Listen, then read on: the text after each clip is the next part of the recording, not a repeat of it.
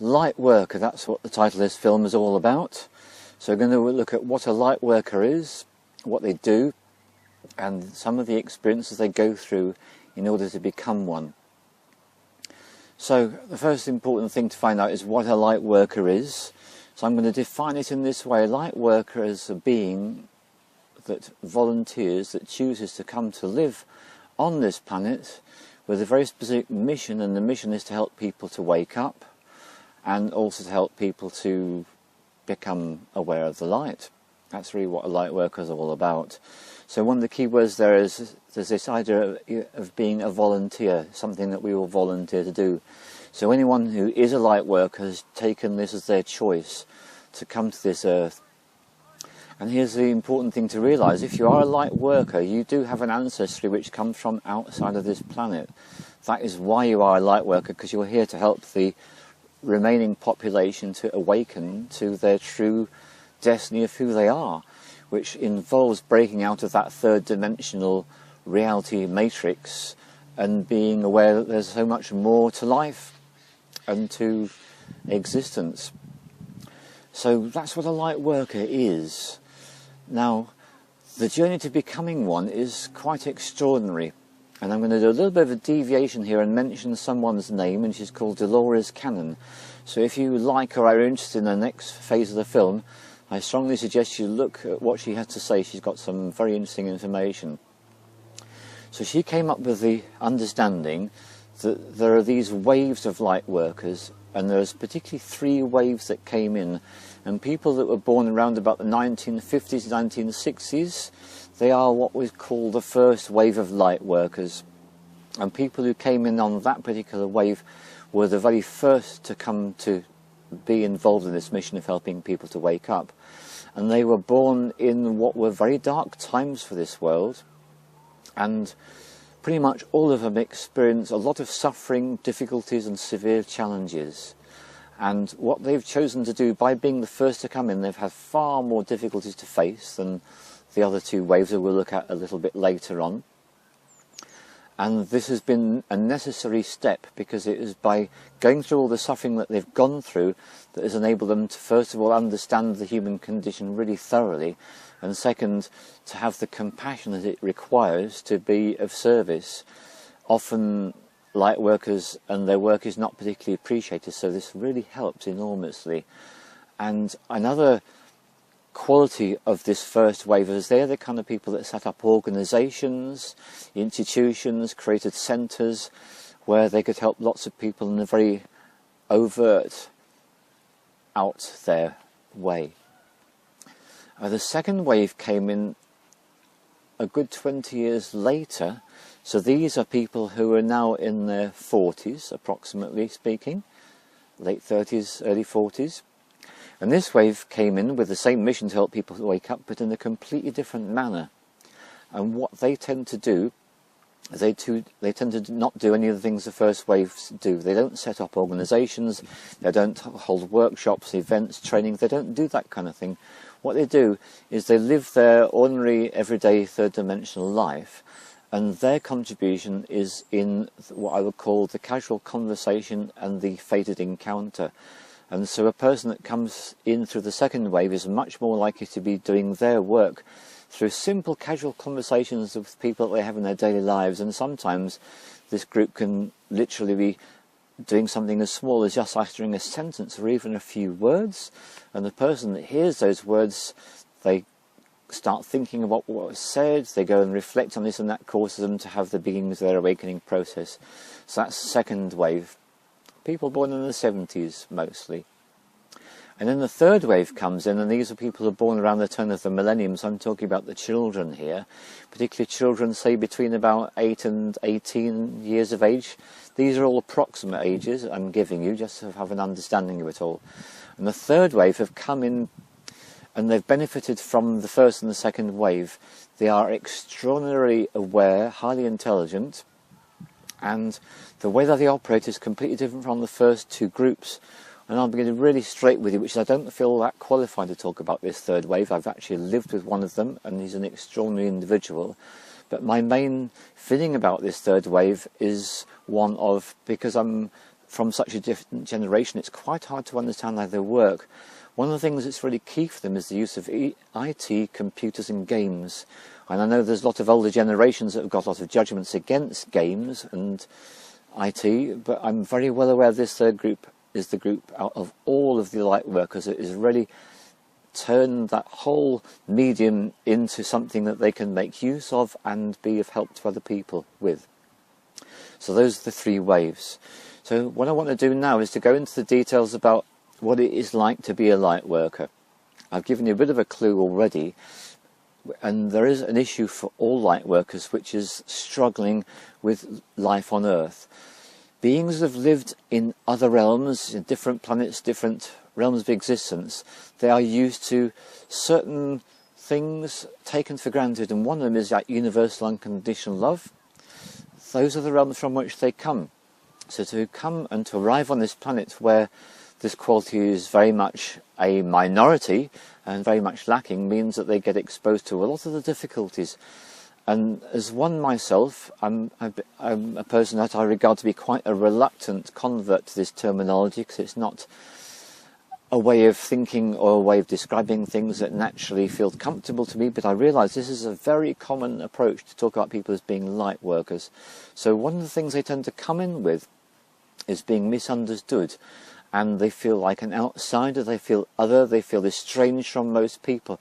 This is a very strong quality, and it usually goes into the precise detail that the person grows up in a family whereby the values of all the members of the family other than themselves is very different, usually much more material, caught up in the dramas. And this seems like a huge disadvantage to the light worker, but it's actually a great blessing and a gift, because by being born into a family that's very different from them, they're getting a first-hand understanding of the people they're here to help. So there's usually a considerable period of time, particularly for the first wave and also for the second wave, where they have a long period of living switched off, asleep, very much enmeshed in the third dimensional and experiencing a lot of suffering. If this is not mediated through the family, it often is, then the other next place you can expect to have a lot of suffering is in through education and through schooling. Usually a lot of misunderstanding, and can be misdiagnosis.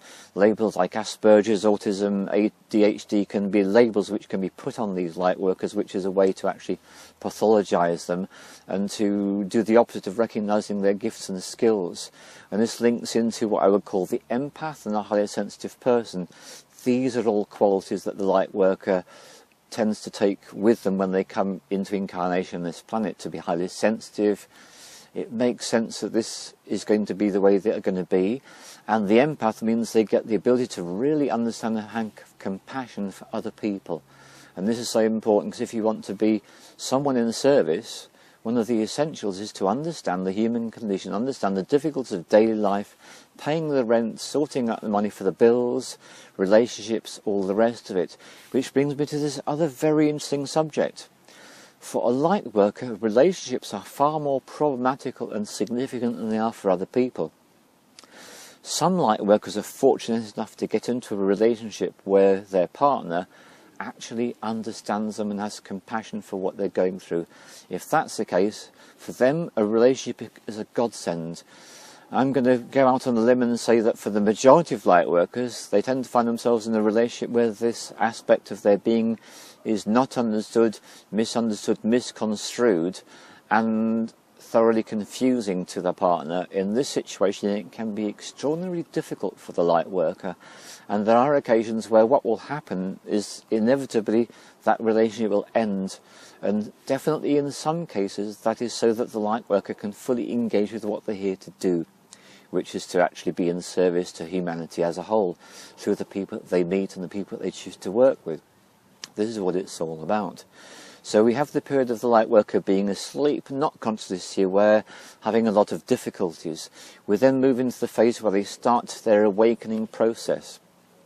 And it's extraordinary, it's individual for each Lightworker. I was only listening to a Lightworker talking to me yesterday. For him, it was the death of his partner. He got an awareness of death and dying and life and death from watching his beloved die in hospital of an incurable disease. And this had an extraordinary effect, and it really was his awakening moment. There were others, but it was the one he made really clear that I understood how important it was, that actually was his awakening process. So the clue that we can see here is for many Lightworkers, it's some trauma, some disturbing or dramatic experience can be the thing that can cause them to wake up. That can be important. So the beginning of the awakening process is obviously a very delicate one, rather like you can imagine like an insect. It starts off as an egg and it goes into a larva form and it becomes a chrysalis and eventually comes out as a butterfly or whatever. And that stage of just starting to awaken, it's a very delicate stage indeed for that person. And this is why I want you to know, every single Lightworker has got guides and helpers. And even the Lightworkers are not consciously aware of that, particularly those that have not studied shamanism, they wouldn't necessarily be aware of this. Then my invitation for you here is to realise that there are other beings that are non-corporeal, that are out there in the wider reality, and they are of help to you.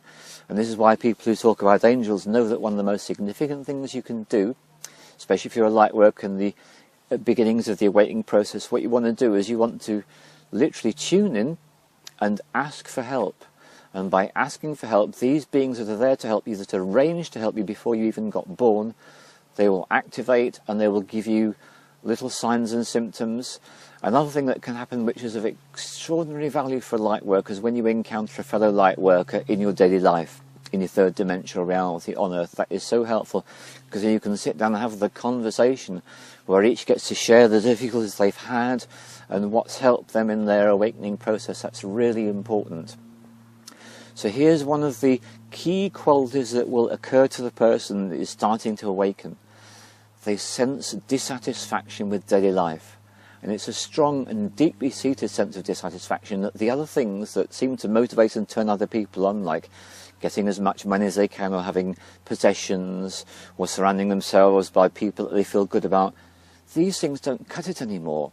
And there's that feeling that really goes above and beyond anything else, and it's because it's literally programmed into that person, this impulse to be of service. So the dissatisfaction, which then is leading to the impulse to be of service, is a really important part in the awakening process. Most Lightworkers are going to start off working, even if they later go on to set up organisations, they're going to start off by working for free. And I feel this is an important criterion to notice, because that impulse, that desire to serve, is so strong that that's what they will do. They will give what they have to give for free to start with. And particularly for in the first wave, as they become more confident in what they're doing and they realise that they want to dedicate themselves to this 100%, they don't have the time to be devoting to raising an income through a conventional means, and they need to raise income through what it is that they're offering as a Lightworker. And then that's what tends to develop quite naturally. And certainly this was my own experience. What is really key and crucial for the Lightworker is when they start to train in the discipline that's useful for them. It could be a healing practice, it could be counselling, it could be anything, it could be teaching, whatever it is that they're there to offer people, consultancy. There's so many different ways that a Lightworker can choose to operate. And as I've made very clear earlier on, for some of them it's simply the casual conversation in everyday life. And that second wave, another of their qualities is that when they meet people and have a conversation with that Lightworker, afterwards the person's energy has been raised to such an extent they feel really good. This is an important criterion for all Lightworkers to be aware of, is that when you start to do your work with people, you will at a certain point get feedback, and people say, that conversation we had, that healing that you did, I feel this, I feel that made me feel so much better. So the people that give you their feedback are very valuable for you. And it's important that, especially if you're going to organise yourself, to develop methods such as email reports, email feedback, making use of social networking, so that people you help and assist can actually give the information back to you about how they have been benefited, because what that is going to do to you is that's going to increase your motivation factor, and that's going to help you to be even more what you're here to do. There's a particular thing I want to talk about myself, which is when I do a USR and I get the piece of feedback that comes through to say that there's been a major change in the person's life, then I think to myself, it's why I'm alive. So this is another clue to being a light worker. You may never utter those words in the way that I do, but it's nonetheless, it's another empirical sign that this is you on your right track. So you have that sense of feeling of satisfaction and appreciation. Now here's another one. This is a bit of a strange one, really. And I've had this pointed out to me by Dan, and it's also been pointed out to me by somebody else yesterday, which is this.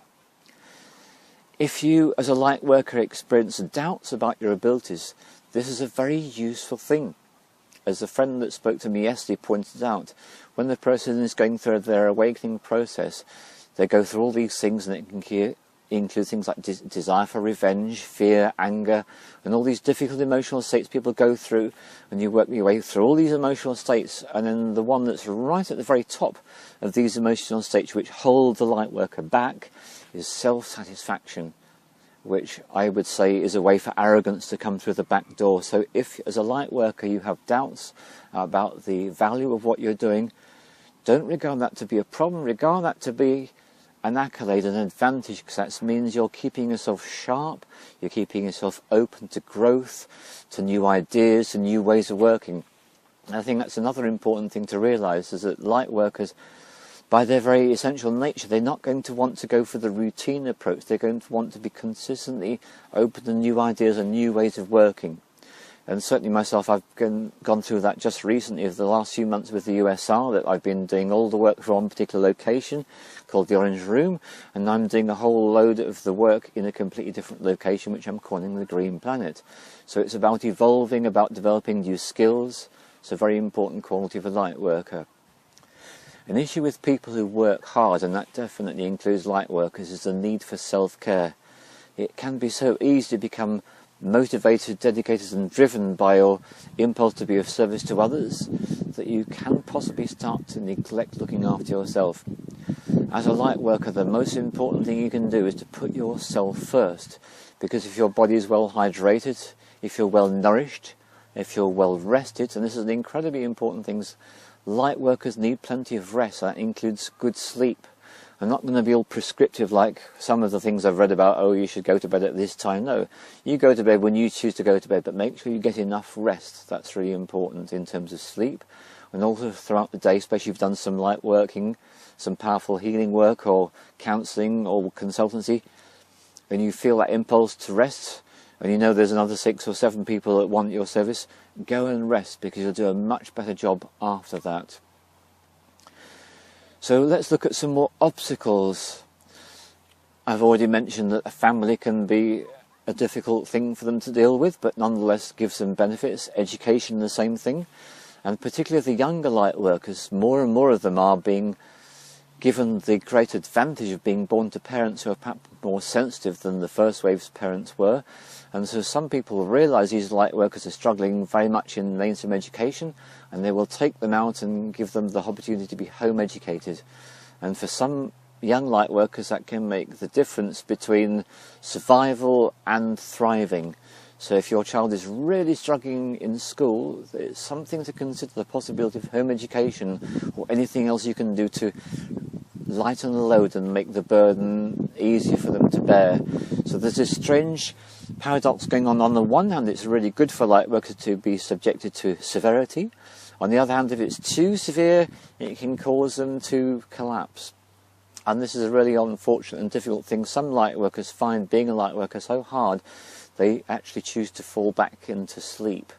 And this is obviously a huge loss to the whole planet and all the population on it that are needing their services, which is the reason why they do this, is because it is difficult. And which is why I was stressing the important point of finding a way so you can get feedback, finding a way to connect with other light workers. Social networking is a great way to do this, so you don't feel alone all the time. because that sense of isolation can be something that causes a person to think, no, I'll just go back to going to the pub every night, or I'll go back to watching mainstream TV every night, because it just gets too much for them. There's something else as well, which is light workers have got this quality of openness, which means they can become prey, obviously to abuse, that kind of thing, but I'm wanting to focus on something else, which is what people refer to as cults.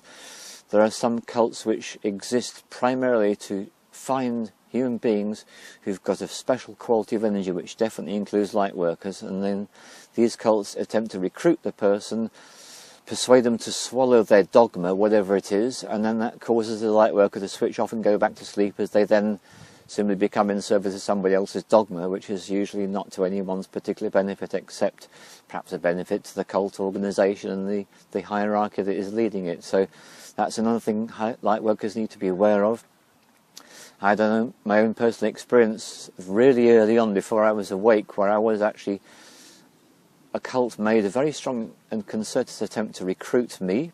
At that time I was only just married and my wife was expecting, and we visited this community, and it proved to be a full-blown cult. They decided they did not want her, and they did want me, and they engaged in all sorts of, quite frankly, nefarious practices to cause my brain to go into a sluggish mode, which then enabled me to be recruited. And it was very much thanks to her presence of mind that she physically removed me from the location. But for a full 6 months, more attempts were made to recruit me into that organisation. And because of the support that I was receiving, I wasn't on my own. All the attempts failed. And it's nice to be able to look back in hindsight and to see that. And so let's always, when we examine the shit, let's look at the goal. The goal for the light workers, any light workers had the attempt of being recruited into a cult, at least you know what cults are, you know how they operate, you know the really sleazy practices they indulge in to reduce a person's willpower, and it means you can be of specific and great value to people that you meet who've been through those experiences. You can help them get out, you can help them to stay out. That's all very useful. Okay, this one is such an obvious one, and it applies to everyone. Self-esteem and self-love. This is why I have mentioned a couple of times it's so important to find ways to have support, because if you have support and if you have feedback from the people that you are working with, this helps to boost your self-esteem. Another quality that light workers will experience is periods of black depression, when it simply seems that there's no point to anything anymore. And it seems like it's all futile, and what are they bothering for? And to me there's a really big issue for people, which most light workers don't even realise they come from other realms. It's helpful to know that, because a sense of being an outsider is suddenly, you can understand it, because you literally don't come from around here. That's a really helpful thing for you.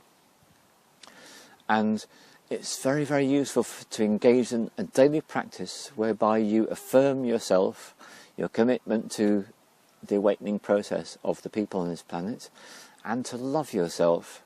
This is so helpful for you to do, and it literally, sometimes it's a matter of re-evaluating experience you've been through. So like going through a cult experience, actually there was a huge benefit to that. I got such understanding. Having experience of knowing people with serious addiction to things like heroin, incredibly useful for me to get the understanding of what it is that people have gone through.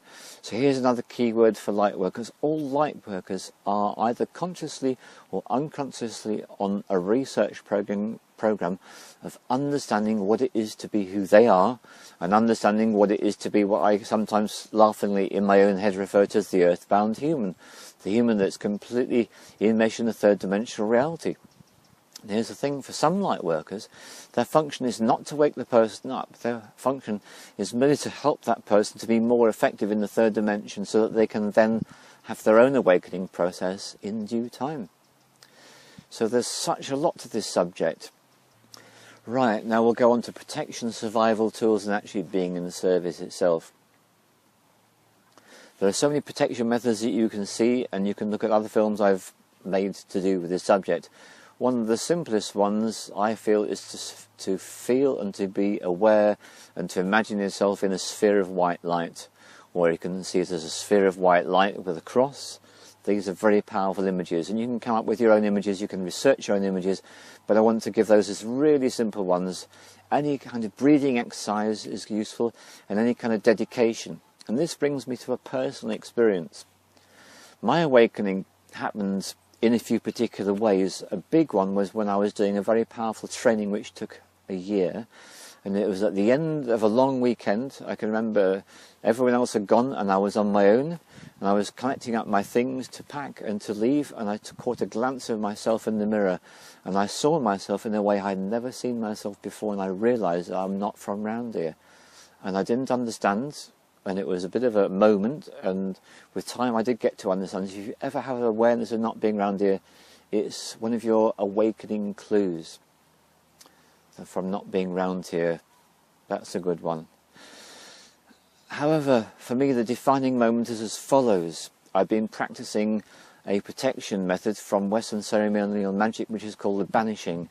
It's a quite involved process. It involves integrating and working with the emotions, the thoughts and the body, and turning it into a piece of theatre which you perform as a performance. And I'd arrived in a field in Gloucestershire, and I was due to meet a friend, and he was late, and I realised, what am I going to do? And I hadn't done my banishing that day, so I did my banishing in the way that I normally did it. And the high point of my banishing was the words, I dedicate this day to the furtherance of the great work. May I go where I'm needed, and may I do what's required. And those were not the words that came out of my mouth. The words that came out of my mouth, which caused me to be in great shock immediately afterwards, were the words as follows. I dedicate my life to the furtherance of the great work. May I go where I'm needed, and may I do what's required. And when those words came out, it was like, oh my goodness me, because I had literally made that commitment. It was too late. I knew I would never ever be able to take those words back. I couldn't do it. And once that commitment had been made by me by accident, I've been toe in the water for over 3 years, a day at a time, and suddenly, okay, the whole lifetime. And what I'd say to you is, I'd say to you this, go and look up Goethe. Goethe has a fascinating statement about commitment, and my paraphrasing crude way of putting it is as follows. The moment a person commits to a course of action, the universe rearranges itself, forces are set into motion, which enables you to do what you're here to do. This is the best part of this film. When the person actually makes their commitment, when they've awoken up to a point when they realise that this is what matters. It's not having the perfect partner, it's not having this, it's not having that. None of those things really matter. Even the latest iPhone, no, that's not where it's at. It's deeper than this. It's deeper than this. And there's that sense of commitment to do the work, and then things literally set into motion, and you are guided, whether you are aware of it consciously or not.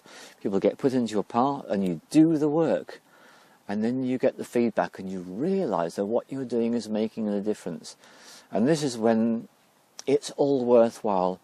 All the challenges, the difficulties, the sufferings, the moments of black depression you may have experienced in your entire lifetime up until this point, it's all worth it. And it's amazing how things do move for you from that point onwards. And in my own personal experience, I never even had any awareness about seeking outside help. But it came. Obviously, this film is being made because it's not just me involved. There's me and there's Dan that's making this film. That's how you're going to get to see it.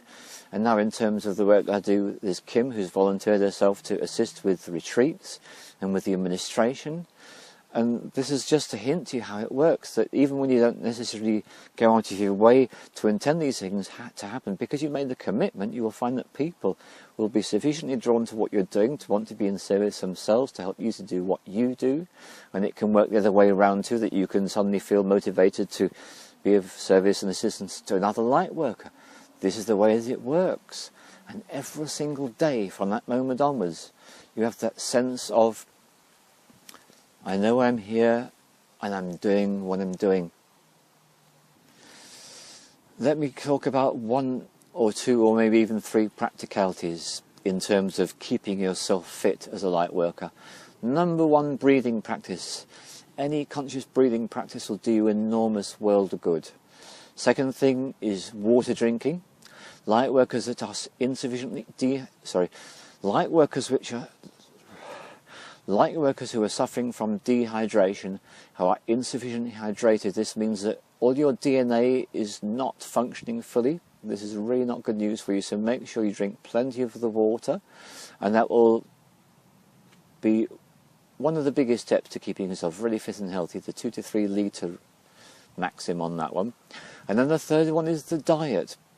It's far more important for you to find out what's a suitable diet. Bear in mind, in a sense, you are a stranger in a strange land. That's the light worker's definition. That's who you are. And so you need to be really go to town on it. Get a bit obsessive. Discover, experiment and research which foods suit you and which foods don't.